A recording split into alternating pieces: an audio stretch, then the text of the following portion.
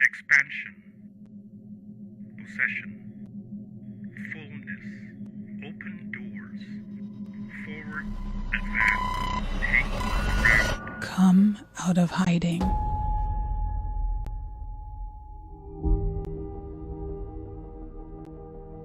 You are not designed to stay cooped up in your small corner of the world. Don't remain in obscurity. You were meant to occupy an ever-expanding universe. This is not the time to think small. Dream big. Enlarge your capacity for more. Shatter the old mindsets. Dig deep. Lay the only foundation that matters so that you can soar to higher heights than you could ever imagine. Time to build. Be ready. Stay alert. It's already set into motion. I am preparing something new. It's happening now. Break new ground. Plant righteousness and harvest the fruit that your loyalty will produce for me. It's time to seek the Lord. When He comes, He will rain righteousness on you.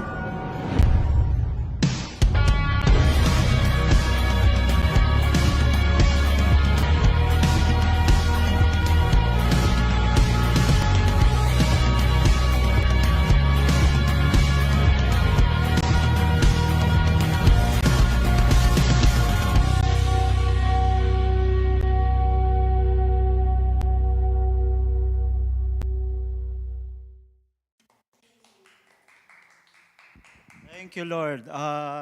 Palakpakan nga natin ang Panginoon. Praise God. Praise the Lord. You know what?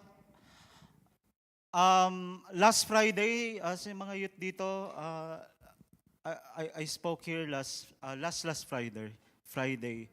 At after ng word, lumipad na po ako papasay kasi literally lumipad. Kailangan di ako malate kasi meron po kaming biyahe for Benguet. Kaya last Sunday wala rin ako sa church, but I really enjoyed my stay sa New Life La Trinidad, the Pastor Benny Langgawan. Tsaka alam nyo ba, 12 a.m. nagbi-video call pa kami ng pastor nyo. Ano bang araw yun? Wednesday. You know what? I really love your pastor. We became close friends year 2020 during pandemic. Nagtatawagan kami lagi niyan. 2 hours, 1 hour video call, 3 hours. We're talking about life. Minsan pupunta pa sa bahay yan. Yayain lang ako. 10 p.m. Charlie, punta ako dyan. Punta tayo Starbucks. 1 p.m. magkukwentuhan lang sa Starbucks. You know what? One of the things na na-receive ko sa kanila Pastor Benny Carmi, you know what? Sila Pastor Benny Carmi, sila yung first day pa lang. Actually, wala pang New Life. Nandun na sila with Pastor Paul. Kausap ko tong mga kumbaga generals of faith. Sabi sa akin ng anak nila, Kuya, alam mo, si Mommy, Daddy, hindi yan natutulog ng 7:30 pa lang tulog yan. Pero nung nandun ako, 12 a.m., nagkukwentuhan kami. Para ako may leadership block. Sobrang nag-share sila. One of the things na share nila, sabi sa akin ni Pastor Benny and Carmi, alam mo, Charlie, you need to find a good relationships. Especially sa season mo kung saan ka papunta ngayon. Hindi nila alam habang sinasabi nila, noon pa sobrang real na sa akin about relationships. At isa sa yung mga pastor nyo, talaga sa mga close friend ko when it comes sa ministry. Alam niya yung mga pinagdadaanan ko. Alam ko rin pinagdadaanan ng pastor nyo. Hindi madaling maging pastor. Pero may nakita na ba kayo? Kunyari nag-announce si Pastora Cheska, Pastor Gats, etong dream nila, maging milyonaryo out of New Life Outreach Antipolo. Wala, di ba? Pero nandito sila, they are giving your time. Kaya let's pray for your pastor, support your pastor, honor your pastor. Sabi ko kanina, nagkukwento kami 12 a.m. Kung ano yung gusto niyang direction this Sunday. Sabi niya, can you preach about leadership? Sabi ko, I'm not expert sa leadership, pero alam ko yung heart ng leadership. Ito po mga amen, Anika. Yung mga i-share ko po sa inyo ngayon is, ito yung real sa akin. I can use principles, 21 irrefutable, or any leadership principles from great authors. But I just wanna share kung ano yung real sa heart ko. Yung church nyo po, papunta, yung trajectory ng church nyo is, you are growing church. Amen?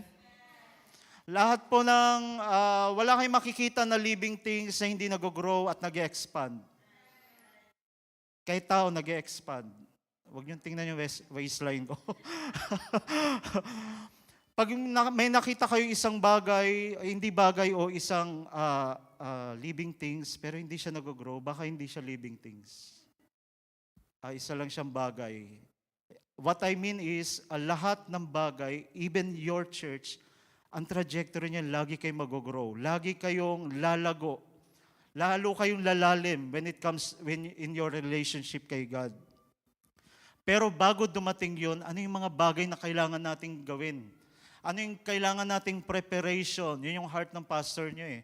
Preparation bago pumunta doon sa bagay na yun. Paano natin masustain yung malaking bagay na binibigay ng Panginoon?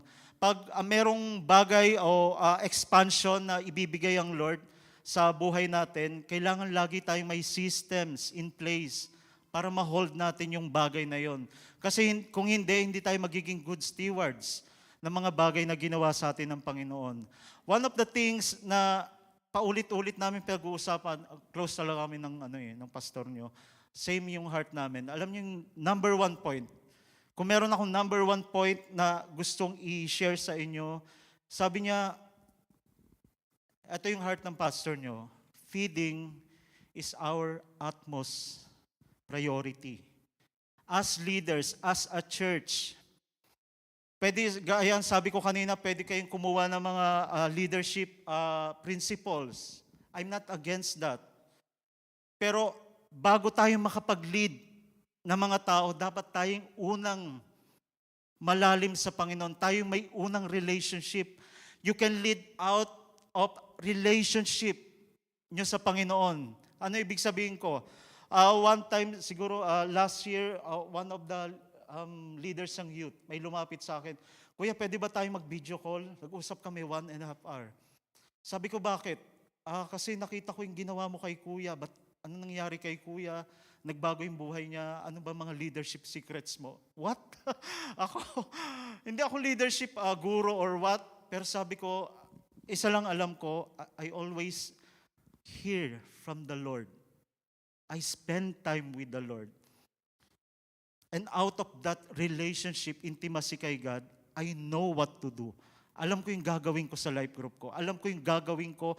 Alam ko yung leading ni Lord. As a leaders ng church, I'm asking you, I am pleading you, cultivate that relationship kay God.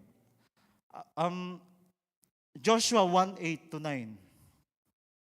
Joshua 1:8-9. Sabi doon, this book of the law shall not depart from your mouth, but you shall meditate it day and night. Sabi nyo, day and night. Sabi nyo ulit, day and night, na parang nag-almusal. Day and night. Ayun. Day and night, that you may observe to do all that is written in it. For then will make your way prosperous, and then you will have good success. Prosperity, good success.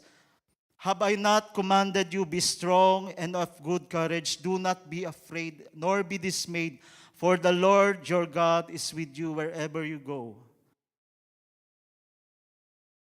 Nung binabasa ko to, one time naging revelation sa akin to. Papalitan na ni Joshua sa leadership si Moses.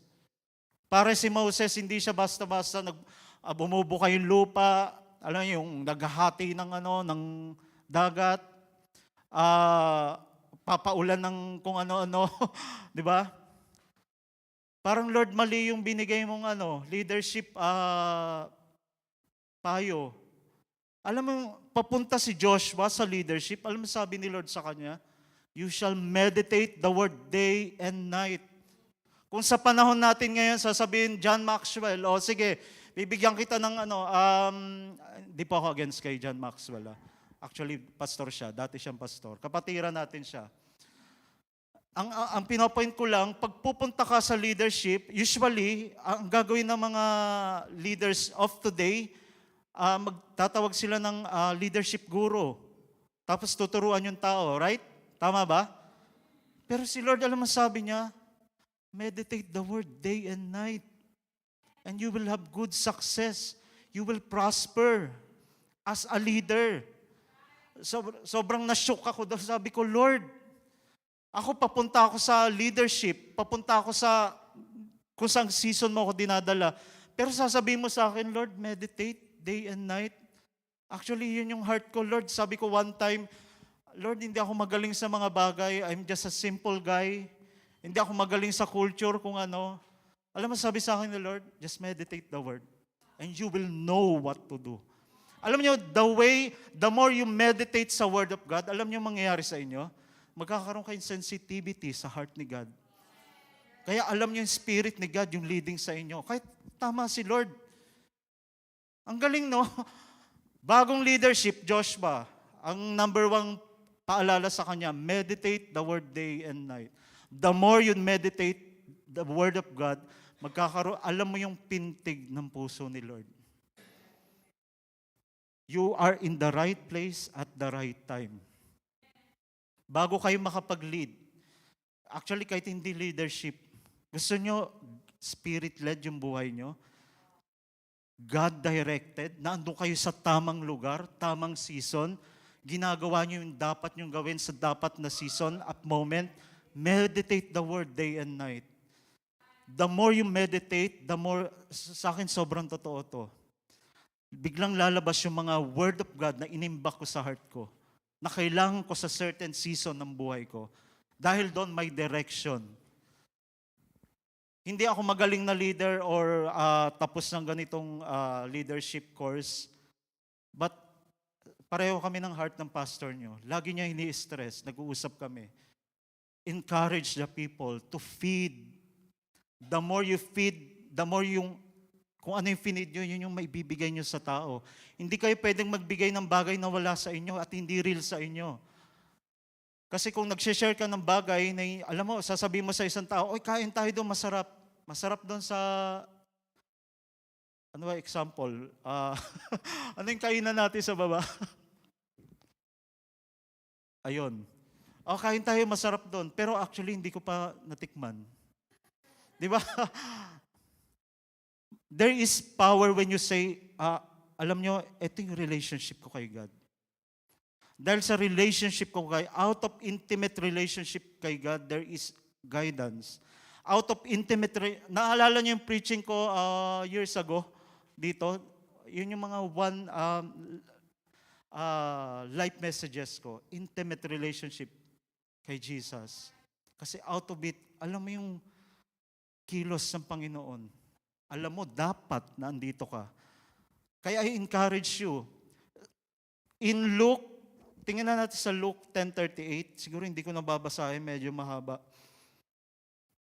Si Jesus pumunta sa Bethany. Tapos nandun yung mga close friends niya, sabi sa Bible. Si Mary, si Martha, tsaka si Lazarus. Sabi sa Bible, he entered a certain village, and a certain woman named Martha welcomed him into her house. And she had a sister called Mary who also sat at Jesus' feet and heard His word. Naupo siya sa paanan ni Jesus. Yung isa, si Martha, nandun sa kusina, gumagawa ng nagpiprito ng tilapia, gumagawa ng kare-kare. Kasi papakainin nyo, guys, papakainin niya 12 plus si Jesus 13, tsaka yung ibang babaeng kasama. Ay mga lalaki, pag kumain, lalaki, di ba? Grabe appetite. Ang dami niyang hinahanda, friends. Nainis si Martha. Sabi niya, Lord, don't you care? My sister has left me alone to serve. Bumato siya ng isang bato pero dalawa yung tinamaan. Lord, don't you care? Wala kang paki, Lord. Kasi yung kapatid ko, hinayaan akong wala ka bang paki? Dalawa binato niya sa isang... Alam niyo sa Bible, pag tinatawag ni Lord 2 beses, hindi niya tinatawag yung kaaway niya na 2 beses. Pag tinawag ka 2 times, paulit-ulit, it speaks of intimacy. Martha, Martha. Jaser, Jaser. Cheska, Cheska. Ano sabi ni Jesus doon? Martha, Martha, you are worried and troubled about many things. But one thing is needed. Maniniwala ba kay Jesus? Ito na naman, sobrang revelation sa akin to. Isa lang daw kailangan. Niniwala kayo doon? Pag lumapit kayo sa isang leadership guru, 21 irrefutable. Sabi ni Jesus, one thing is needful. Ano daw yon?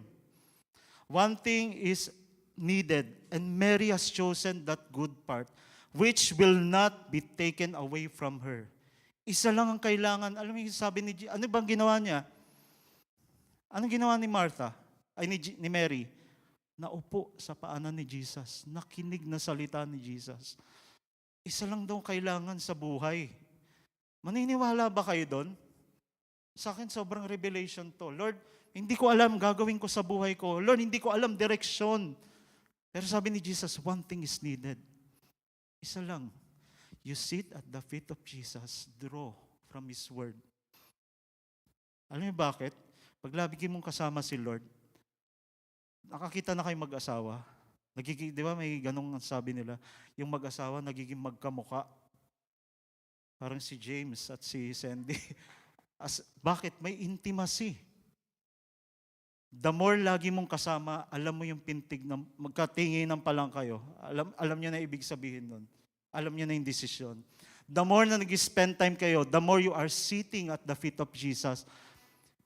Alam niyo nangyari kay Mary? Magpa-fast track tayo. Tanging si Mary lang. Tanging si Mary yung nag-anoint kay Jesus bago siya mamatay sa krus. Why? Saan niya nakuha yung alam mo right timing? Spending time kay God. Sobrang real sa akin yan. Ang sarap mag-spend time kay God. Bakit? Nandun yung correction. Pag kinokorek ako ni Lord, hindi ako nagagalit, hindi ako nagtatampo, hindi ako nako-condemn. Alam bakit? Nararamdaman ko yung pagmamahal lalo ni Lord. Anak, huwag mong sabihin yan. Galit ako, Lord. Pag hindi ko sa sinunod, tama ka, Lord. Gumulo yung sitwasyon.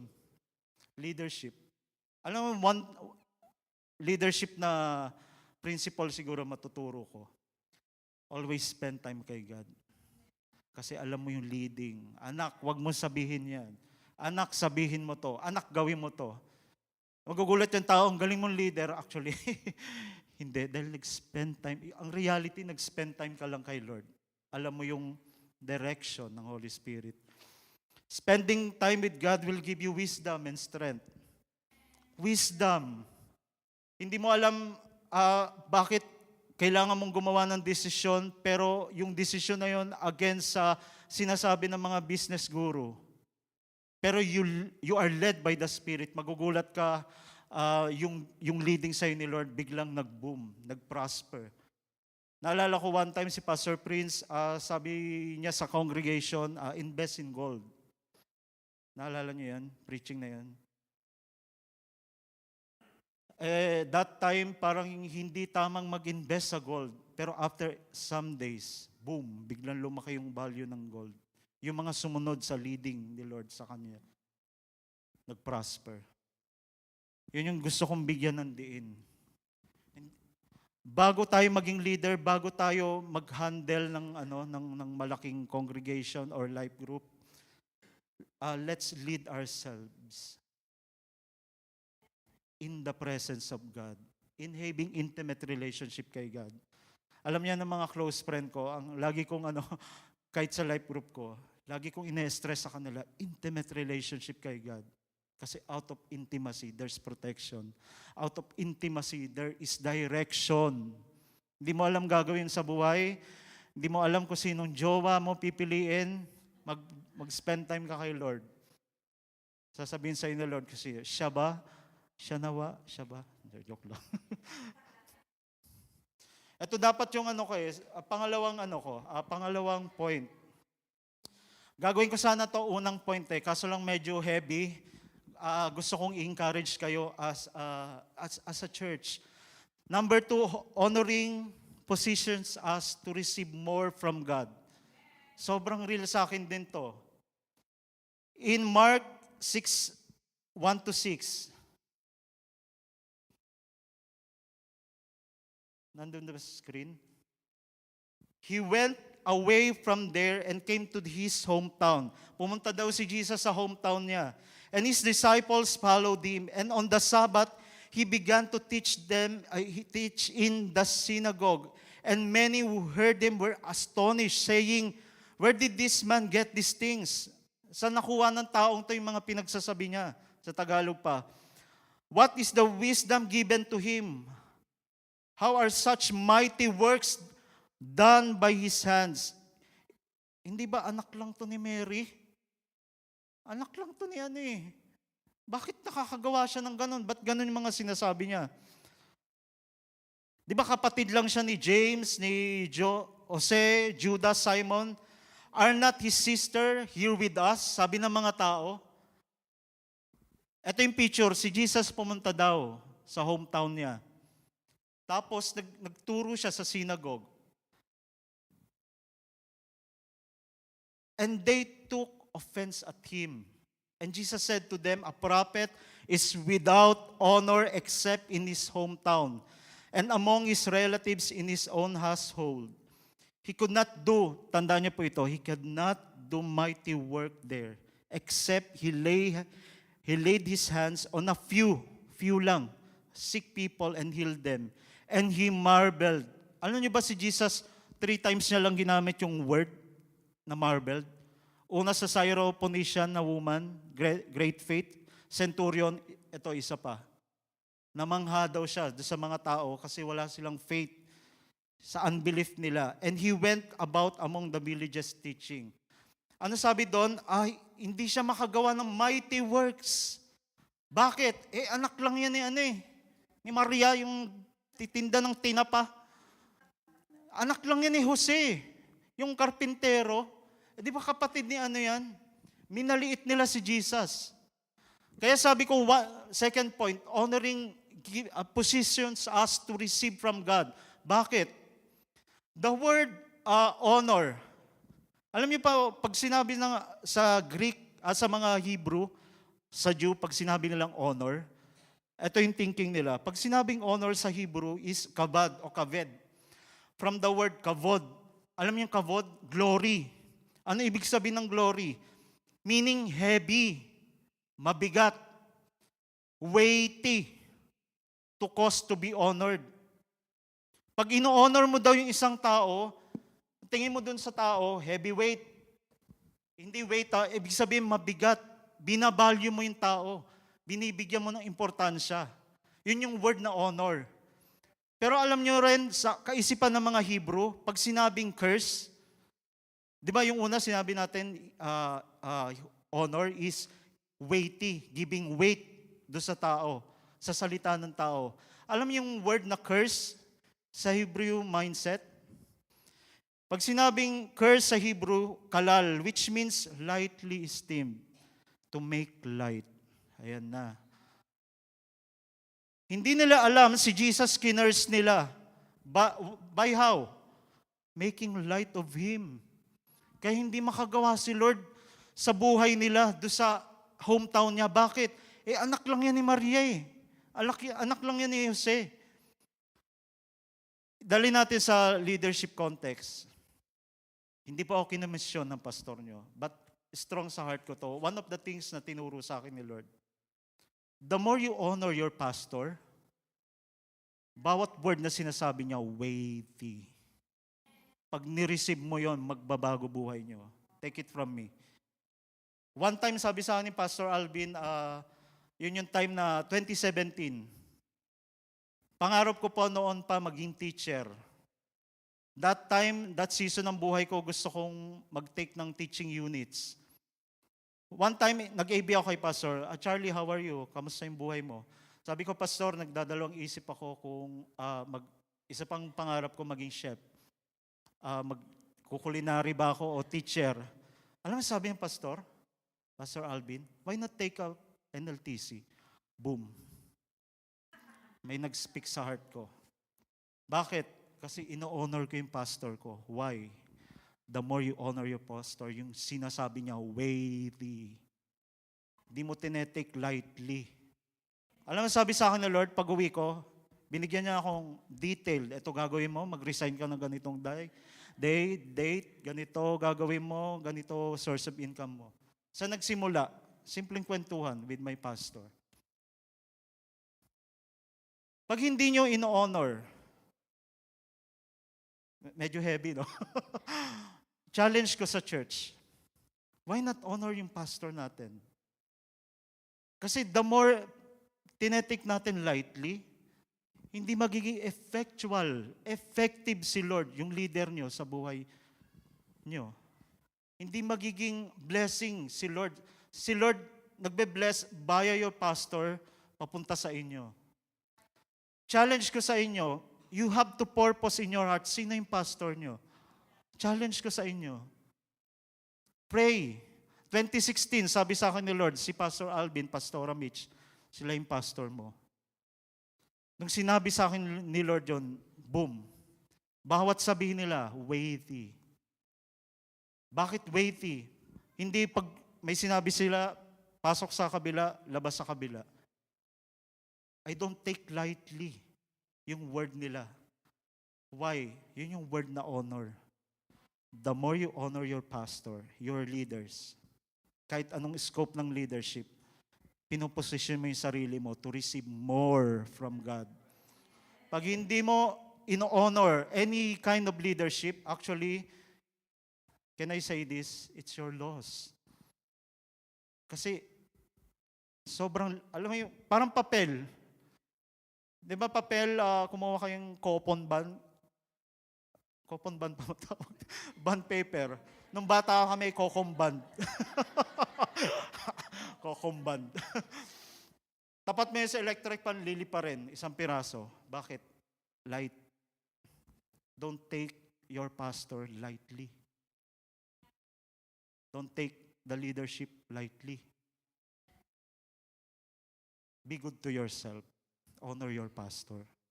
Sila yung pinadala ni Lord to actually hindi naman yung pangarap si Pastor Gats, Pastora Cheska, sumikat. May narinig nyo ba isang beses sila? Gusto namin sumikat talaga eh. Hindi.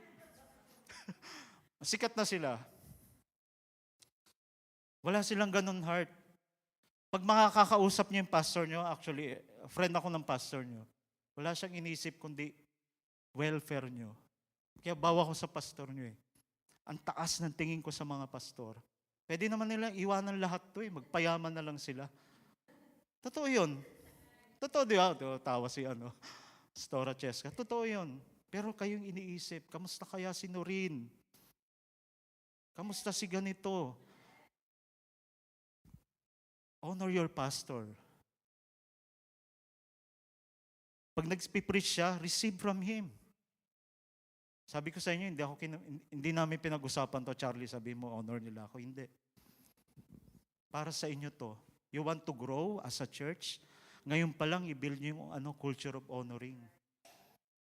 Ino-honor mo kung sino yung pinadala ni Lord sa'yo. Ino-honor mo yung mga taong pinadala ni Lord sa'yo.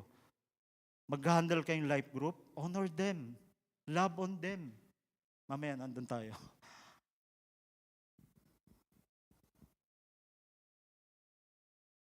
Pag sinabing leadership, ano yung naiisip nyo?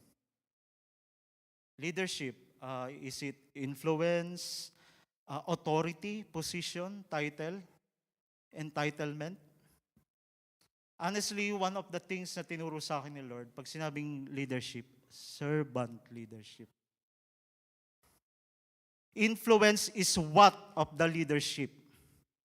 Service is the why of the leadership. Bakit ako leader? I want to serve people. Yun yung pinaka-core ng leadership. It's about people. In John 13:3 to 5, ito, sobrang revelation din sa akin to. Grabe. Jesus, knowing that the Father had given him all things into his hands, and that he had come from God, and he was going to God, rose from supper, and laid aside his garments, took a towel and girded himself. After that, he poured water into a basin and began to wash the disciples' feet, to wipe them with towel with which he was girded. John, i-flash nga natin, John 13:3. Gusto ko lang makita nyo to. No, Jesus, knowing that the Father had given him all things into his hands. Explain natin, lahat daw ng authority binigay na kay Jesus. At that moment, alam mo ginawa niya? May power siya from heaven. Meron siyang power against hell. Lahat may authority siya. Ano next? Praise? Anong ginawa niya? Kumuha siya ng towel. Nilagay niya sa ano niya. Eh, alam niyo ba yung kultura nila that time? Ang alipin, kunyari, invited guest ko si Bu. Kunyari sa panahon ni Jesus, meron kami mga slave. Maghuhugas ng paa niya. Hindi ako. Pero si Jesus, sobrang blessed na blessed ako dyan. Si Jesus, nasa kanya yung lahat ng power, authority. Anong next na ginawa niya? Nag-serve. Nagpaka-slave. Kaya doon mo makikita yung heart ng leadership ni Jesus. Serving. Ang ginawa niya daw, hinugasan niya yung paa ng mga disciple. Nakita niyo, nakakita kayo, manager, CEO, kita niyo naghuhugas ng paa ng niya, ng guard. Wala kayong makikitang ganon. Tanging si Jesus lang. Sobrang na-shock ako sa verse na yan. Lahat ng power nasa kanya. Next na ginawa niya, nag-serve. Ito pa, Revelations. Pag hindi mo ni-receive yung pag-minister sa'yo, pag-serve ni God sa'yo, ni Jesus sa'yo, you cannot serve others. Unless you receive the ministration of God, you can serve others. Hindi ko nabigay ata itong verse na to. Revelations 1:13. Alam niyo ba hanggang ngayon, ito si Jesus ginagawa niya sa heaven. And in the midst of the Lamb stands one like a son of man, si Jesus, clothed with a long robe and with a golden sash around his chest. Yung sash dito, hindi yung Miss Universe, Yung context, alam niyo yung sash, sinasabi golden. Yung towel na golden. Kasi hanggang ngayon nagsiserve siya. Nasa langit na siya, golden. Nagsiserve siya sa inyo. Nung nabubuhay siya dito, nung panahon ng mga disciples, hinugasan niya yung disciples' feet with towel. Pero sa heaven, nakita siya ni John. Meron pa rin siyang towel.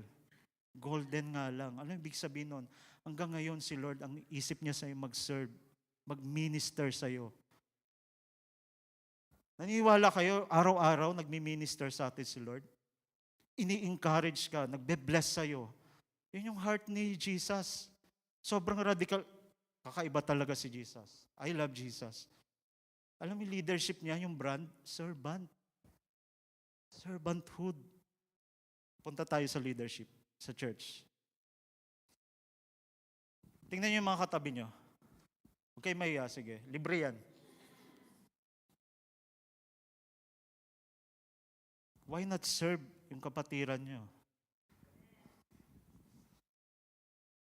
Na-discern nyo, wala ng bigas, puntahan nyo. Bilihan nyo ng bigas. Nilid kayo ni Lord, tabasin yung damo sa bakuran nila. Do it. Servant leadership. The more na dinadala ako ni Lord into a leadership, alam mo, lalong nagiging heavy sa heart ko. It's about people. Alam mo yung pagbubuksan yung heart ni Jesus? Anong gusto niyo malaman? Pag, kunyari, dinisect natin yung hinati natin yung puso ni Jesus. Alam niyo makikita niyo? People. Hindi iPhone. Hindi cellphone. People kayo. So, kung ganun yung nasa heart ni Jesus, as our Savior, Master, why not ganun din tingin natin sa leadership? It's about people. Care about people. Isipin natin yung welfare ng people. Alam niyo saan maganda magsimula, mag-start? Dito, sa katabi mo. Ang gandang verse, no? Ako sobrang, ewan ko sa'yo, ako basta blessed na blessed ako. Si Jesus, nung bago ako sa life group, nag-handle ng life group, sobrang revelation sa akin tong verse na to. Alam mo ginawa namin nung nag-outing kami? Inugasan ko yung paa ng mga life group ko. Pero alam niyo, habang ginagawa ko, umiiyak ako. Kasi, such a good reminder, hindi ako bossy dito, nandito ako to serve them, to look on their welfare. Nung tinransfer ko yung leadership ko sa life group ko si Nehemiah, alam ginawa ko, naghugas din kami paa. Inugasan ko yung paa niya, ikaw maghugas sa bago mong life group. Hindi tayo dito para pabosihan, sino bang leader. Alam mo yung heart ng leader nyo, Pastor Guts? Servant leadership. Saan nyo nakakuha yun? Kay Jesus. Sabi sa Bible, sa Revelation, may golden sash si Jesus. Kasi hanggang ngayon, minister. What a good God, di ba? Kasi sabi ng isang kanta, servant and king, rescued the world. This is our God. Servant na, king pa. Saan ka nakakita ng king? Servant din siya. Yun yung Diyos nyo. Wala siya inisip kundi welfare nyo, kakabuti nyo, growth nyo. Kaya kung pupunta tayo, alam ko mag-grow yung church nyo, why not ma-instill sa heart natin? Servant leadership. Honoring one another, our leaders. Feeding the word. Amen? May nakukuha po ba kayo? Amen. Sabi pa sa Mark 10:42-45, sabi ni Jesus, you know that those who are considered rulers over the Gentiles, lord it over them. Hindi ganun yung leadership na nakuha natin kay Jesus. Lording, as a leader, alam niyo yung trabaho natin, mag-inspire. Mag-build up ng people. Kaya yung tagline natin sa church, kung nakapunta kayo sa Grace Center, build this house, build these people. Alam niyo yung heart ng pastor niyo sa inyo, ma-build up kayo in your faith. Why? Pag ganun yung nangyari sa inyo, alam mo, hindi mahirap mag-lead. Hindi mahirap mag-reach out sa people. Bakit? Nakukuha niyo yung heart ng yung tatay niyo sa langit. Servant leadership. Isa pang strong sa heart ko, sabi ko sa inyo, hindi ako leadership guru. Pero ito yung mga real sa heart ko. Mentoring. Sabi niyo, mentoring. Mentoring and imparting to the next generation. In Psalms 145 verse 4, sobrang revelation din sa akin to. Psalms 145 verse 4, one generation shall commend your works to another and shall declare your mighty acts. Yung isang generation daw, yung sa ibang translation yung commend, praise. Pupurihin nila yung ginawa mo. One generation shall praise your works to another generation. Parang sinasabi niya ng verse, let's say, ako, I will speak the goodness of God. I will praise the works of God to the next generation. Alam mo sabi sa verse? Na-shock na naman ako sa verse na yan. And to another shall declare your mighty works. Ano ibig sabihin nun? Let's give the next generation something na mag-spark sa heart nila. Let's share the goodness of God sa buhay natin. Yung revelation, yung real sa atin, i-share natin sa next generation. Ano yung next generation? Yung katabi nyo. Let's mentor people. Why? Kasi kung hindi natin i-mentor yung next generation, walang magpupuri, walang magko-comment sa works ni God on the next generation. Nakasalalay sa atin. May nabasa ako nung pandemic, during pandemic, dahil lang ginagawa ko, lagi ako nanonood ng balita, sobrang natakot ako sa pandemic. Sabi sa akin ni Lord, wag ka na manood ng balita. Alam ginawa ko, nag-BRP uli ako sa bahay, 2020. Alam mo yung mga nababasa ko doon, sa Old Testament? Sabi ng isa nabasa ko, yung next generation, ganito yung ginawa nila wicked. Alam mo bakit? Sabi, in-explain ng Bible. Kasi walang nagturo sa kanila. Walang nagturo sa kanila, walang nag-share sa kanila kung gaano karili si God. Nakalimutan ng next generation. Sinasabi ko po sa inyo, lalago kayo as a church. Pero instill sa heart natin, mentoring. Sobrang real po sa akin yan. Sobrang passionate ako when it comes mentoring. I want to see the next generation mag-rise up higher, soar higher, greater pa sa ginawa ko. Why? Kasi gusto kong ma-experience nila si God. I don't want to keep may revelations, may intimacy with God sa akin lang. Tingnan yung katabi nyo. Mag-start tayo dyan. I-share natin, ito yung ginawa sa akin ni Lord. Alam mo yun, the more na nag-share kayo, honestly, yung mga adventures nyo with God, actually doon siya sineshare nyo, sa akin ganito effect.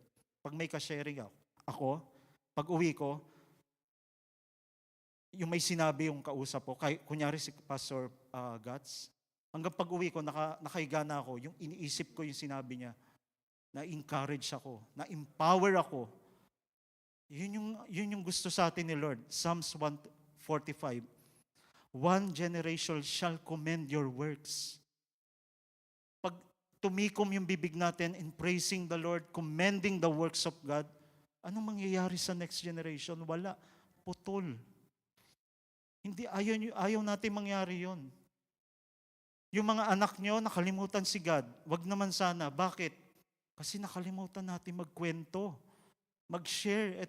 Alam mo yun, ito yung reality ni God sa buhay ko. The more mo sineshare yung revelation mo sa ibang tao, especially sa next generation, alam mo yung faith stories na narinig nila sa'yo, yun yung babaunin nila sa generation nila. Let's reach out to people. Hindi nyo alam, baka yung mga umattend dito, hindi natin alam. Sila yung next president ng isang malaking kumpanya. Alam mo saan nag-boost? Kasi nag-share ka ng adventures mo kay God. Next president.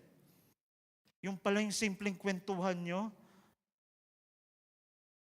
yun yung nag-fired up sa kanya. Sabi ko kanila, John tsaka kay Brother Joey, isa rin sila sa mga close friends ko sa church.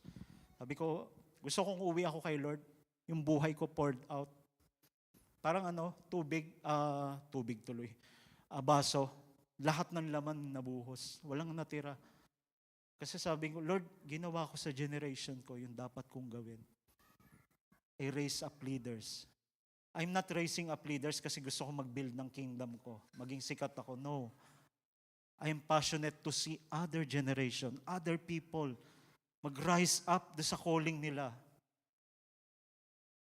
Nanay, tatay, mga kapatid dito, I challenge you. Magkaroon tayong ganong heart. Huwag nating hayaan maputol yung goodness ni God nasa atin lang. As leaders, let's mentor. Let's reach out. Amen? Sabi pa sa Psalm 17:18, O God, from my youth, you have taught me, and I still proclaim your wondrous deeds. So even to old age and gray hairs, O God, do not forsake me. Alam mo yung word na forsake? Sa Amplified, Ibig sabihin do not forsake me sa Amplified, keep me alive until I have declared your mighty strength to this generation. Pag tinanong niyo ako, Charlie, ano yung nagkukonsume sa heart mo? I want to see other generation. Kasi nung generation ko, natulong ako. Meron akong kuya router. Ako sobrang naniniwala po ako. Kailangan lang ng mga youth ng kuya-kuya, kuya in the Lord, ate in the Lord. Kasi kung hindi, mapapariwara sila. Lalo yung generation natin ngayon.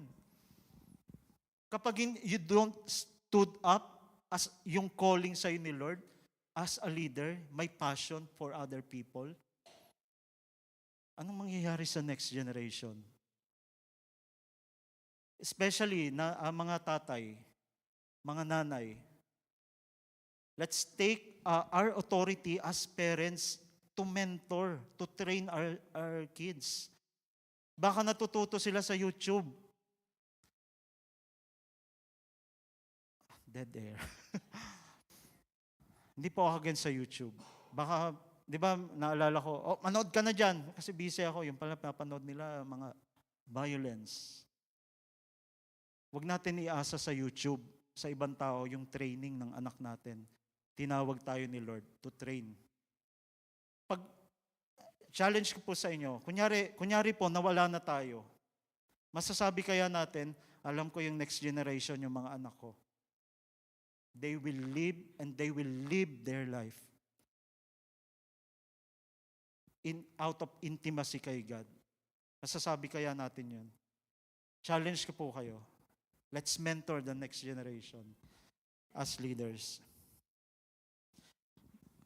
Sabi ni Darlene Sheck, you can become for others what you did not have so that the generation following you will have your faith stories to lean on and your blessing to pass along. Hindi mo na-experience na may magkuya sa'yo in the Lord? Maging kuya ka in this generation. Maging nanay ka, kuya, ate. Para pagpunta nila sa generation nila, babaunin nila yung faith stories mo. Ikaw yung nag-spark sa buhay nila. 2013 po, binigyan ako ng Darlene Sheck Ministries. Bukod sa Bible, alam niyo yung book na nagbago ng buhay ko, yung book niya, The Art of Mentoring. Transferring the generational leadership to the next. Sobrang na-empower ako ng book na yon.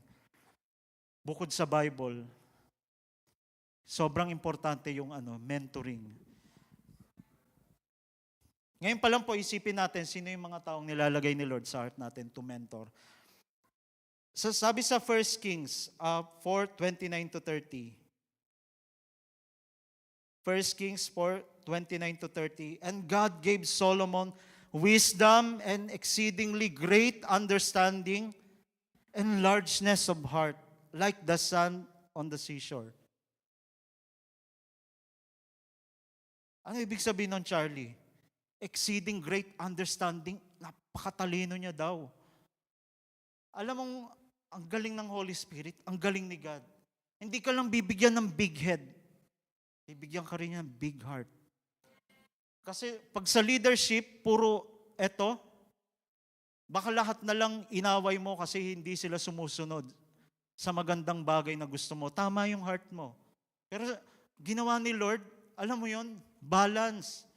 Exceedingly great understanding, talino, tsaka largeness of heart. Bakit largeness of heart? Ano yung largeness of heart? Kasi you can accommodate people. Ayan na naman. Sabi ko sa inyo, leadership is about people. It's not about entitlement, title, position. Gusto ni Lord meron kayong, hindi yung sakit na largeness ng puso.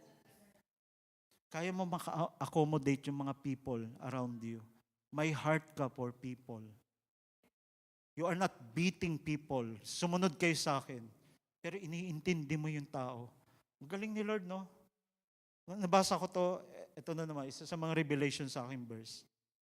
great understanding and largeness of heart. I speak that sa mga leaders, ng mga tao dito sa New Life Antipolo. Number 5, faithfulness in small things. Nagulat ako kanina, natakot ako, baka i-preach na ni Pastora Cheska. Kasi kanina sa giving, ito yung, sabi ko, yung verse ko yun, Lord, Pastora, ganyan lang. Baka ma-share mo na yung points ko. Luke 16:10, one who is faithful in a very little is also faithful in much. And one who is dishonest in a very little is also dishonest in much. Sabi rin ni Jesus sa Luke 19:17, and He said to them, well done, good servant, because you were faithful in a very little, have authority over 10 cities. Faithful in small things. Pag tinanong nyo yung mga tao, especially when it comes sa mga company, lagi na lang inaay yung malalaking bagay. Leadership position, gusto ko ng malaking title, CEO. Pero alam mo yung way ni Lord? Ang galing ni Lord, no? Napakatalino ni Lord. Gusto niya muna maging faithful ka sa maliit na bagay. Bago ka bigyan ng malaking bagay. Paano mo masusustain yung malaki? Maliit nga, hindi mo kayang ma-manage. One time naalala ko, yung life group ko, nagtanong siya, Kuya, bakit, di ba sabi sa Bible, we are rich in Christ? Bakit naghihirap kami? Sabi ko, bilang anak, tagapagmana ka. Walang question yon, mayaman ka. Pero hindi ka pwedeng bigyan ng isang Lamborghini. Lamborghini ba tawag doon? O ano? Pero ikaw 5 years old. Hindi ka responsible na parent. Kung binigyan mo yung anak mong 5 years old, bibigyan mo ng ng expander, baka ikakapahamak niya 'yon.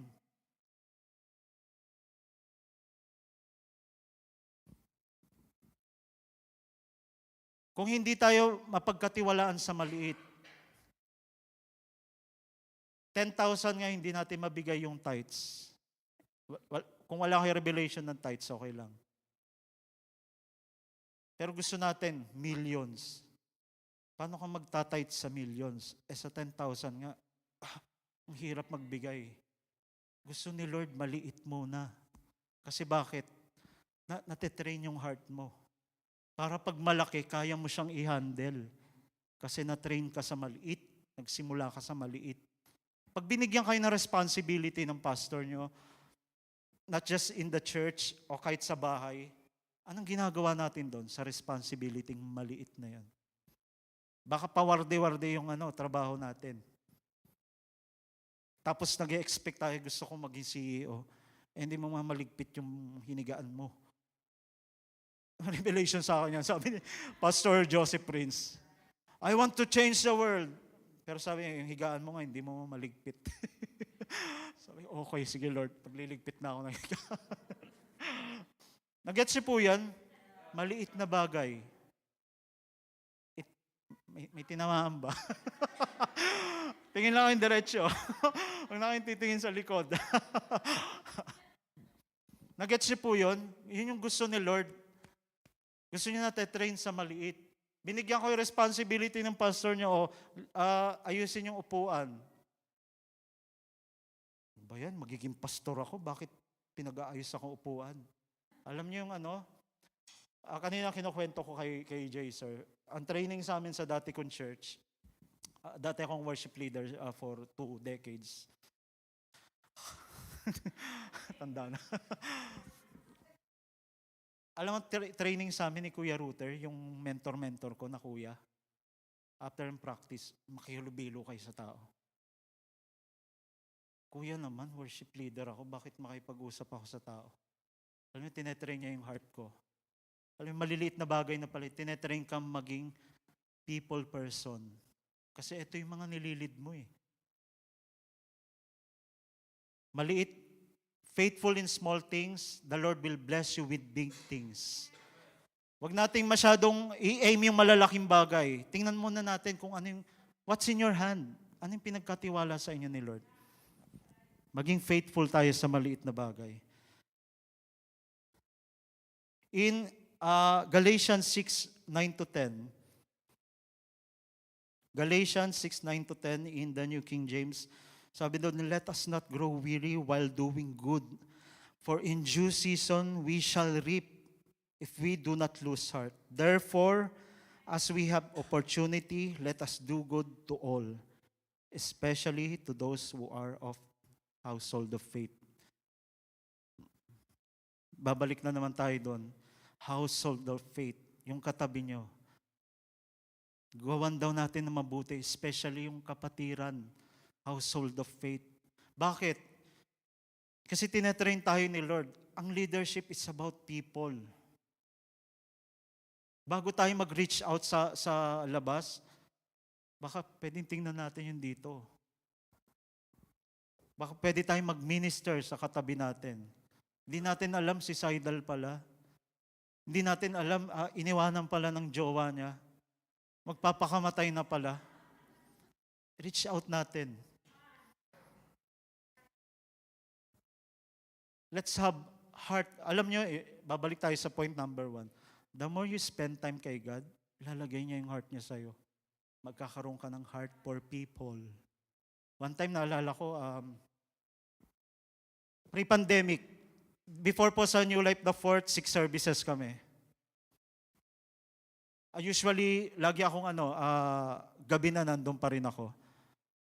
Pauwi na ako, pagod na ako, may nag-text sa akin isang youth, Kuya, pwede bang samahan mo ako? Punta kaming SM Ora, naglalakad kami. Kasi yung batang to, suicidal. Naalala ko nung mission trip, backstory. Mission trip, 2019, lapag yung airplane namin. Sabi ko, Lord, gusto ko magpahinga. Pagod ako. 8 days, maagang gising. Mission trip na ba kayo? Maaga gising, late tutulog. 8 days, dire-diretso, lakad ng lakad. Evangelism. Ay, di ba? Ela. Sabi ko, iwanan ko yung mga kaklase ko, diretso na akong uwi, pagod ako. Pag off ko ng or on ko ng off ng airplane mode, may pumasok na text. Kuya, can you please pray for me? I might end my life now. Sa loob-loob ko, ba't ngayon pa? Pagod ako. Alam mo, laki na maleta ko, pinunta ko sa bahay, lumabas ka yan. Yun yung taong to. Sabi niya, Kuya, samahan mo ako. Alam mo, naglalakad ako, SM Ora, tumutulo yung luha ko. Madilim, hindi niya nakikita. Sabi ko, Lord, gusto ko yung ganitong buhay. Hindi ko magsasabi sa tao, no, busy ako eh. May trabaho ko eh. Gusto ko, lagi akong available to reach out. Yun yung heart ng leadership ni Lord. It's about people. The more kayong dalhin ni Lord sa leadership, laging tandaan, it's about people. Praise God, yung youth na yung buhay pa hanggang ngayon. Praise God. It's about people. Sabi ng binasa natin kanina, si Jesus, yung brand ng leadership niya, servant and king. Washing the feet of people.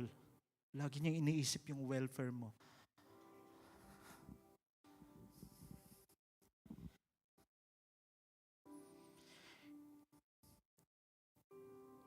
On December 13, 1862, nagkaroon ng gera sa Amerika. Dahil nagkaroon ng gera, yung kalaban nila, marami silang, siguro sabi ng info is 8,000 sa kabilang side. Parang naggawa sila ng mga bato. Doon sila nagtatago, di ba, ng mga gera dati. Sabi sa info, 8,000 na tao, kalaban. Yung iba hindi pa patay. Etong si Richard Rowland Kirkland, pwedeng pakita natin yung picture. Hindi ako yan yan si Richard Rowland Kirkland. Sabi niya sa sergeant niya, sa boss, sa general niya, Sir, hindi ko na matake yung iyakan ng tao. Kalaban niya yung tinutukoy niya. Nag-iiyakan. Gusto namin tubig. Kasi yung iba hindi pa patay. Pwede ba akong pumunta? Magkocross ako sa enemy's line. For 1.5 hour, alam mo ginawa niya? Kukuha siyang tubig, pinapainom niya yung mga kalaban nila na may mga nabaril. 1.5 hour. Tapos yung kalaban nila sa kabilang side, hindi siya binabaril. Alam bakit? Nakita nila yung heart ng kalaban nila. Kalaban pero pinapainom yung mga kalaban. Alam niyo si Jesus, ganun. 2,000 years ago, alam niya, yung pupunta niyang mundo, ikamamatay niya. Pero yun yung brand ng leadership niya eh. Servant. Servant. Alam niyo, lagi kong sinasabi, wala akong nakitang katulad ni Jesus na religious leader. Sobrang hands down. Gusto kong sundan tong taong to. Kasi iba yung heart niya. Philippians 2:11, 1-11. If you've gotten anything out of all following Christ, if His love has made any difference in your life, if being in a community of the Spirit means anything to you, if you have a heart, if you care, then do me a favor. Agree with each other. Love each other. Be deep-spirited, friends. Don't push your way to the front. Don't sweet-talk your way to the top. Put yourself aside and help others get ahead. Don't be obsessed with getting your own advantage. Forget yourselves long enough to lend a helping hand. Think of yourselves the way Christ Jesus thought of Himself. He had an equal status with God, but did not think so much of Himself that He had to cling to the advantages of the status no matter what. Not at all. When the time came, He set aside the privileges of deity and took on the status of a slave, became human. It was an incredibly humbling process. He didn't claim special privileges. Instead, He lived a selfless, obedient life and died on a selfless, obedient death. The worst kind of death. At that, a crucifixion. Because of that obedience, God lifted Him high and honored Him far beyond anyone or anything ever, so that all created beings in heaven and on earth, even those who long ago dead and buried, will bow in worship before this Christ Jesus and call out in praise that He is the Master of all and glorious honor of God the Father. Yun yung brand ng leadership ni Jesus. He set aside His privileges to serve you, to love on you. Bago lumaki yung church natin, alam ko lalaki yung church natin. Amen? Instill natin sa heart natin, servant leadership, reaching out to the next generation, honoring one another. Mahalin natin yung bawat isa. Kung dito pa lang, di tayo nagmamahalan para pag dumami tayo. Amen? Yun yung brand ng leadership ni Jesus. I will follow that Jesus. You know why? Servanthood. Sabi ko, mabuhay ako habang buhay, mamit ko lahat ng mababait na tao. Pero masasabi ko, walang katulad ni Jesus. Walang wala. Siguro yung iba sa inyo, you are watching, bigla kayo napunta sa program na to, yung iba sa inyo dito. The Lord is offering you a gift. Gift of salvation. Alam niya, pupunta niya gera, pwede niyang ikamatay, pero hindi niya inisip yon. Pumunta siya para iligtas ka. Ibigay yung sarili niya. Kaya yung regalong to, available sa ating lahat. If hindi pa natin natanggap si Christ sa heart natin, why not take this prayer? Let's bow our heads. Let's say, Jesus, salamat po for giving your life on the cross. Thank you, Jesus, for giving a reason to live. Salamat, Panginoon, sa banal mong dugo na luminis sa buhay ko, sa puso ko. Panginoong Jesus, tinatanggap kita bilang Panginoon at tagapagligtas ng buhay ko. Manahan ka sa akin. Tumira ka sa buhay ko. Ikaw ang mag-lead ng buhay ko. Mula ngayon, magpakailanman. Sa pangalan ni Jesus. Amen. Amen. Palakpakan po natin ang Panginoon. Why not? Can we stand? Let's pray. Father God, we thank you for these people. Thank you for ministering to these people, O God. Thank you for giving them reason to live. I pray, O God, that these people are blessed. Yung mga narinig nilang words, O God, will carry them throughout the week, throughout the season of bigness and expansion of this church. So we honor you, O God. I speak these people are blessed. I speak these people are protected because of our Savior and King Jesus. We honor you, Lord. We love you and we will live for you from today and forever. In Jesus' name, amen, amen, amen.